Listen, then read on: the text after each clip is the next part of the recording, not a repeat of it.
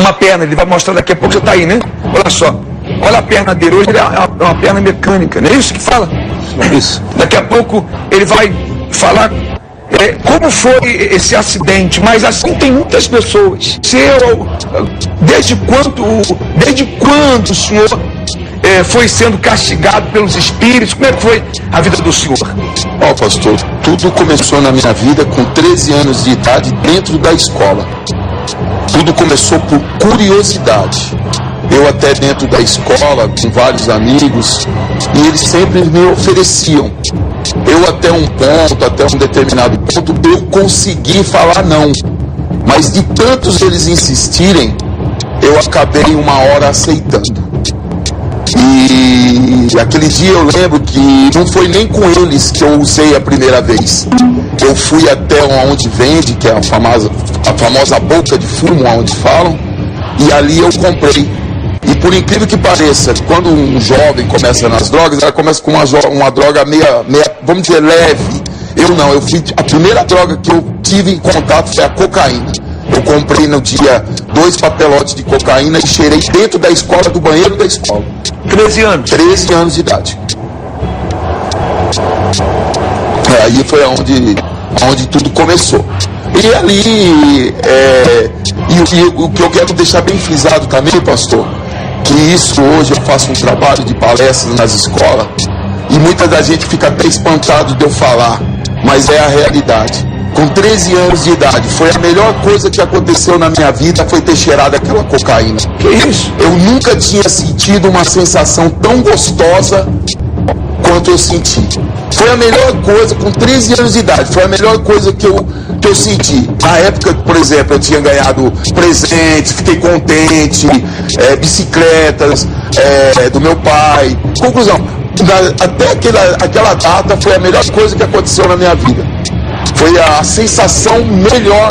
Eu falei, que coisa, nada, gíria, né? Tipo assim, da hora, que coisa maravilhosa. Se eu soubesse, eu tinha começado até antes.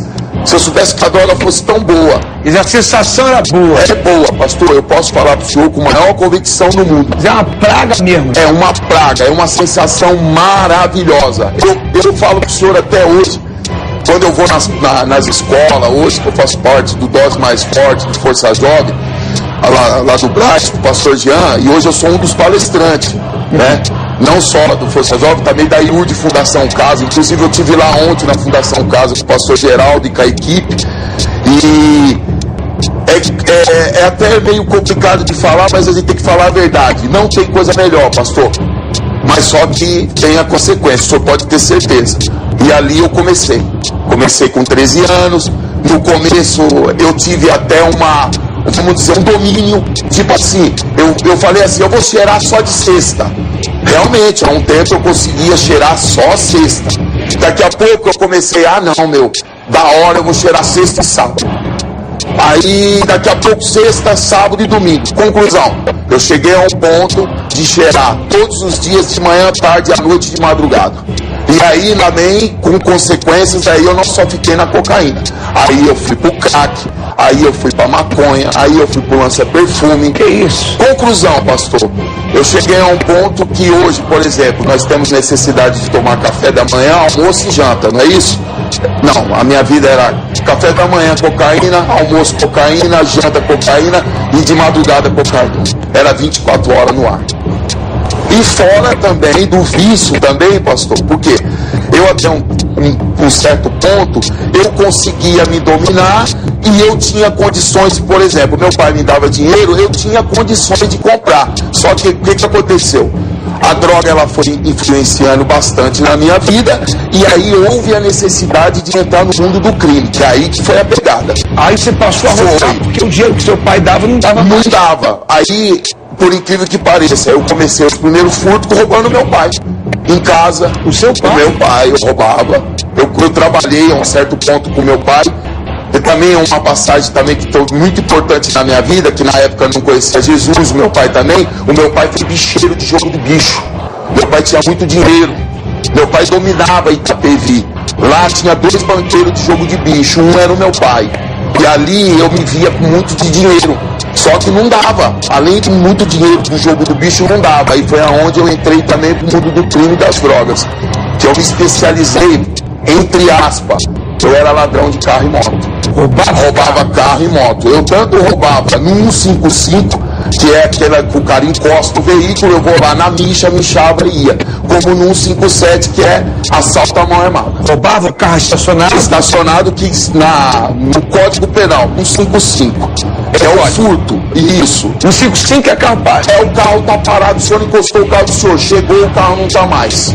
E 157 é a mão armada, vai, desce e dá o carro. O senhor roubou o carro assim, a mão armada? Sim, a mão armada, eu e parceiro. Porque também teve essa passagem, pastor, porque até então de viciado, aí depois nós montamos uma quadrilha, que inclusive hoje da quadrilha só eu que estou vivo, dois morreu de AIDS, um de overdose e um polícia matou. Que isso? E hoje eu vivo faltando um pedaço do meu corpo, que é a perna. Bom, você disse que a sensação era muito gostosa. É gostosa. Né? É tão gostosa que você perdeu a perna. É. Aí, pastor. É impressionante que ele está falando aqui, eu estou levando para o lado espiritual, que parece a mesma coisa do espiritismo. Quando a pessoa vai no espiritismo, pastor Antônio, o começo também é bom.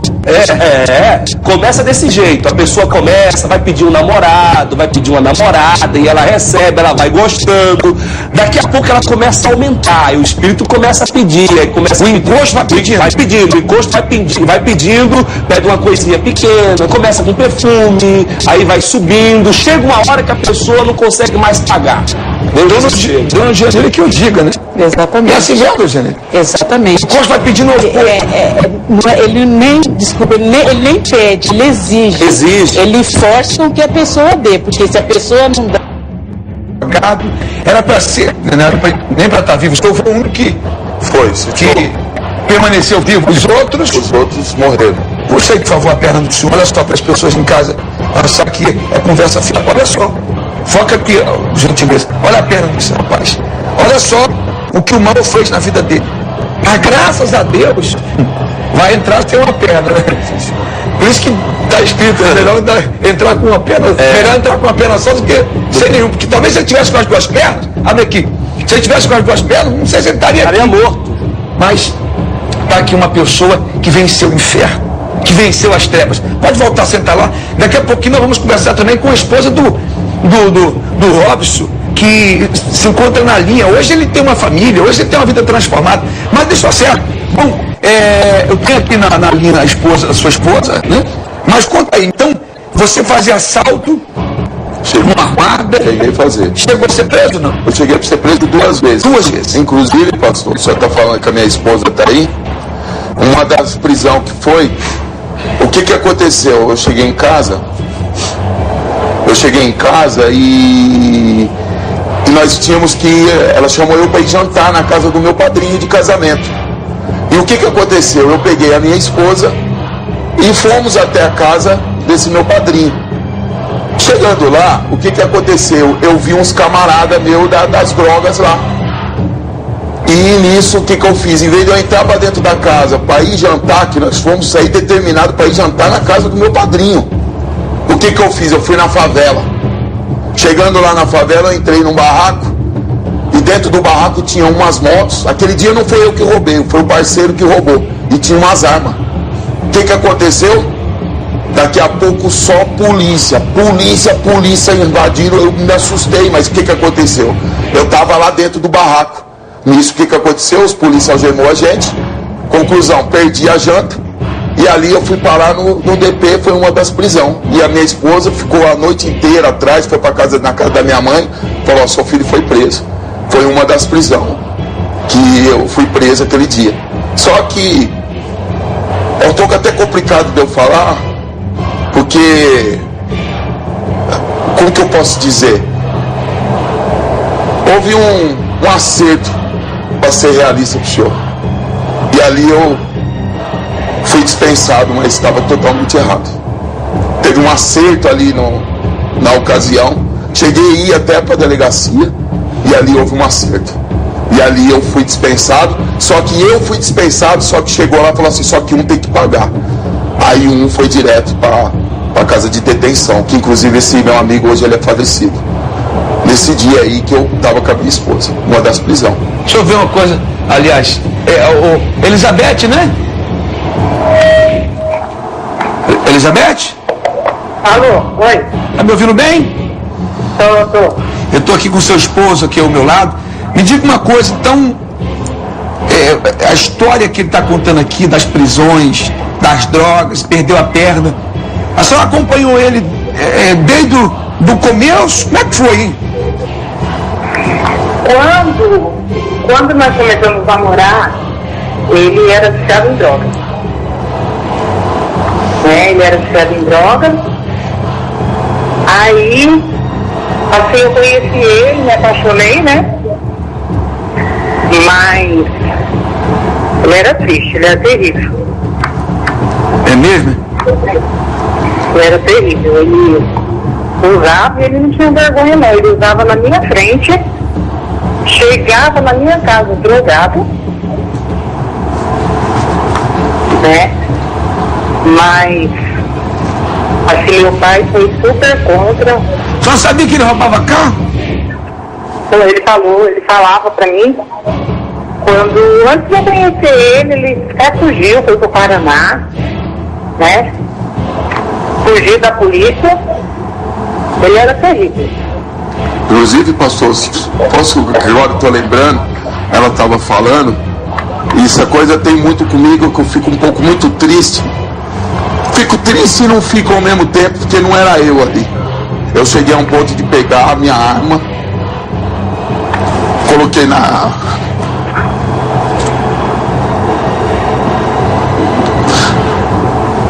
mesa da minha casa e fiz ela cheirar cocaína. Forçou ela. Eu coloquei a arma, se intimidou, e não só a cocaína como a maconha, dentro da minha casa, na mesa onde eu janto hoje. Eu cheguei a esse ponto.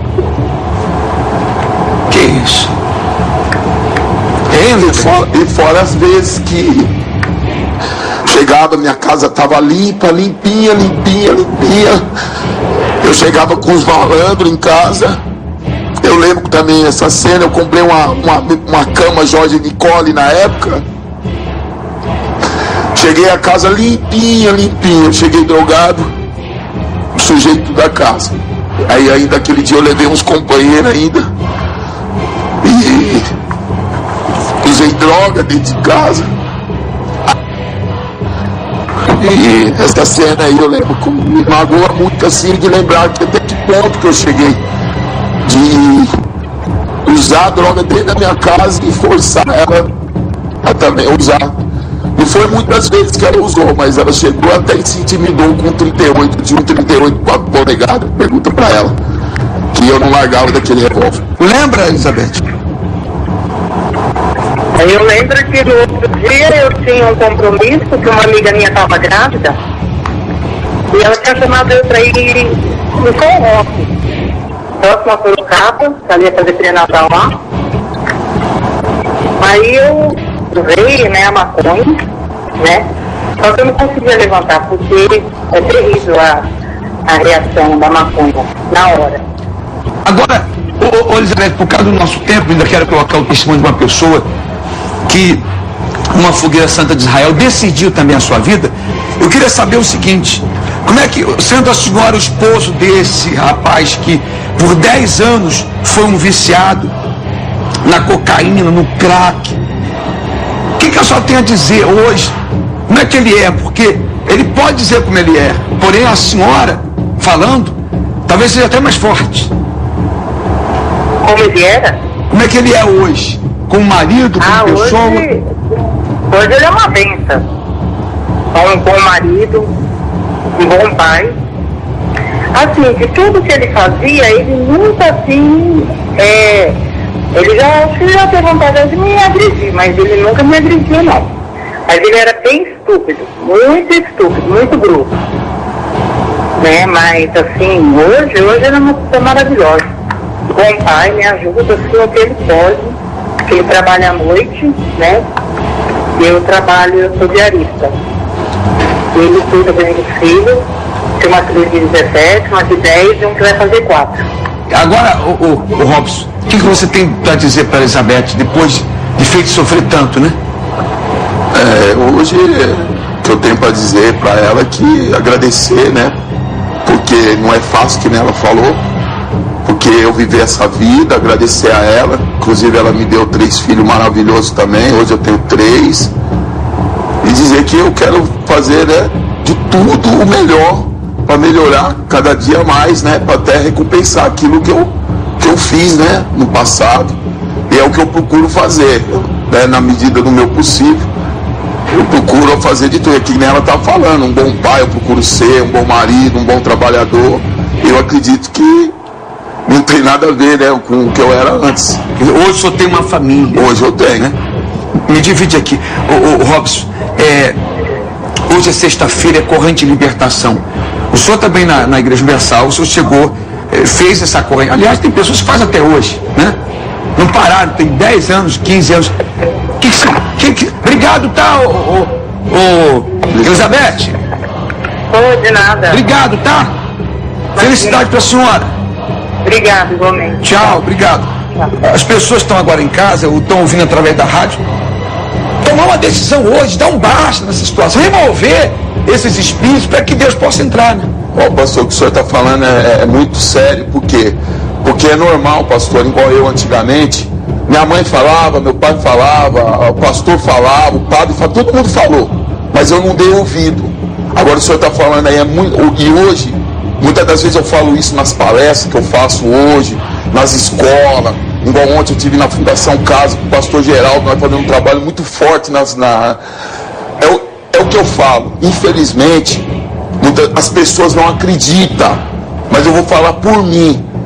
Muitas vezes eu quis sair, só que existia uma força maior, existia uma força que é o que o jovem chega e fala, pastor, eu quero, mas eu não consigo, eu quero, mas eu não consigo.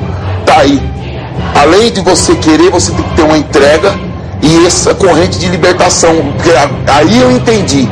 E eu cheguei na Igreja Universal, para o senhor ter ideia, eu me rendi quando eu me deparei sem a perna, aonde a palavra de Deus diz que aquele que não vem por amor, ele vem pela dor. E eu falei, então eu vou me entregar, eu quero ver mesmo. Aí eu lembro, foram me buscar em Itapevi, onde inclusive até o pastor Nilson foi meu regional lá, que me acompanhou um pouco, mas eu já estava já firme. Hoje eu estou encontrando ele aqui. E o que acontece? Houve a minha entrega, eu fui arrastado, eles me jogaram em cima do altar. Eu lembro como se fosse hoje, que eu estava lá sem a perna. Ninguém, aqueles meus amigos, ninguém me ajudou, eu estava lá largado. E os obreiros me pegou, eu lembro como se fosse hoje, me jogou em cima do altar que eu pedi. Aí eu falei, eu quero ir. Aí já era, aí de lá pra cá foi guerra. Aí hoje eu tô aí, sem a perna, mas é aí. Eu quero, olha o que ele falou. Hoje, antes ele tinha as 2 pernas, mas era infeliz e drogado. Hoje tem uma perna só, mas é muito feliz. E fora isso, aquilo que o senhor falou, o senhor vê, hoje, pastor, eu não chego, antigamente, né? Hoje, pelo que eu sou hoje, eu não sou 1/3. Ontem eu tinha as 2, mas hoje eu faço coisas que antigamente eu não tinha as 2, eu não fazia. Por exemplo, hoje eu sou um funcionário público, hoje eu sou guarda municipal, hoje eu sou guarda municipal patrimonial. Antigamente eu era ladrão, hoje eu sou funcionário público, hoje eu cuido dos bens públicos do município de Itapevi, à noite inclusive. Eu dirijo, hoje eu faço parte do Força Jovem, do Dose Mais Forte. Hoje eu vou nas cadeias, eu vou nos presídios, eu vou nas FEBEM, eu vou nas escolas. E hoje tem uma família. Conclusão, hoje eu sem a perna. Aí o grupo jovem agora está entrando, ver aqui alguns comentários dos jovens que estão acompanhando, estão ouvindo, né, ou estão assistindo o seu testemunho, estão falando aqui dos lugares que você já passou, sim, né, muitos. das palestras, do seu testemunho. Bom, eu queria fazer o seguinte, já no início do programa, o senhor quer falar mais alguma coisa? Eu gostaria, pastor, principalmente agora dessa campanha que nós temos dia 24, que é de Brano Crack. Eu faço vou fazer um apelo para Força Jovem se empenhar, convidar essa juventude, entendeu? Todos os estados, nós vamos lotar o Pacaembu, vai arrebentar. Se chama a campanha de Brano Crack. É que dia? Vai ser dia 24, vai estar pastor Jean, todo o pessoal da Record, vai ser um futebol beneficente, nós vai abalar, igual o crack tira sua pedra do seu caminho, agora é o crack, de Brano Crack. Nós temos que driblar essa bola aí, que essa bola não tá com nada. Isso aí é uma bola murcha. Então eu convido, faço um especial para todos os líderes, os regionais de todas as igrejas. Todos os jovens. Eu vou estar lá, chutando com a perna de pau ainda. Vou chutar o craque com a perna de pau. Vai fazer o gol com a perna de pau. O gol com a perna de pau. Até eu vou sugerir, pastor Jean, coloca eu lá para dar esse chute nessa bola aí. Apesar que tem... Então, pastor, é isso que eu falo. Inclusive, pastor, eu posso também... ontem eu estive na unidade da FEBEM aqui da Marginal e com o pastor Geraldo, e falei que ia estar no programa. Eles pediu para os pastores, como ouviram do incenso, pastor, olha lá para aquela juventude. Eles pediram para nós, tinha uma média de 100 jovens da Fundação Casa aqui, A antiga FEBEM, né? a antiga FEBEM, e eu falei, eu vou estar lá, eu vou falar. Obrigado então, Robson. De nada.